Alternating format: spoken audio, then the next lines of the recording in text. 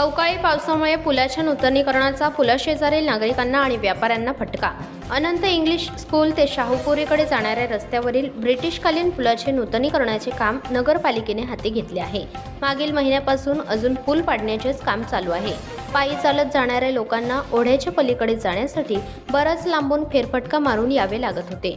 त्यामुळे नागरिकांच्या मागणीमुळे नगरपालिकेने मागील 3 दिवसांपूर्वी तेथील रहिवाशांच्या सहकार्याने त्याच्या जागेतून साकव पूल तयार करून दिला। त्यामुळे नागरिकांचे नगरपालिकेने आभार मानले।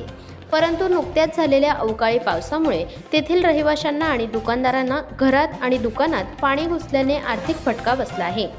या रस्त्यावर काम बंद असल्याने मातीचे ढीग, राडारोडा तसेच पडून असल्याने पदचाऱ्यांना त्रास सहन करावा लागत आहे। या परिसरात शाळा, क्लासेस, दवाखाने आणि कुंभार लोकांचे गणपती बनवण्याचे कारखाने आहेत। त्यामुळे हा रस्ता वर्दळीचा असल्याने डिसेंबरमध्ये पूल पाडण्याचे काम सुरू होणार होते। परंतु 10वी व 12वीच्या परीक्षा सुरू असल्याने परीक्षा झाल्यानंतर पूल पाडण्याचे काम हाती घेण्यात आले। पावसाळ्यापूर्वी या पुलाचे काम होणे गरजेचे असताना अजूनही पूल पाडण्याचेच काम चालू आहे। त्यामुळे आता हा पूल लवकर होण्याची चिन्हे दिसत नाहीत।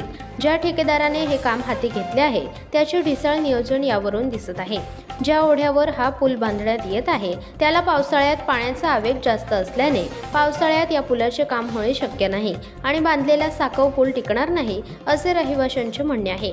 त्यामुळे नगरपालिकेने जादा यंत्रणा लावून हा पूल लवकरात लवकर पूर्ण करावा असे परिसरातील नागरिकांची मागणी आहे।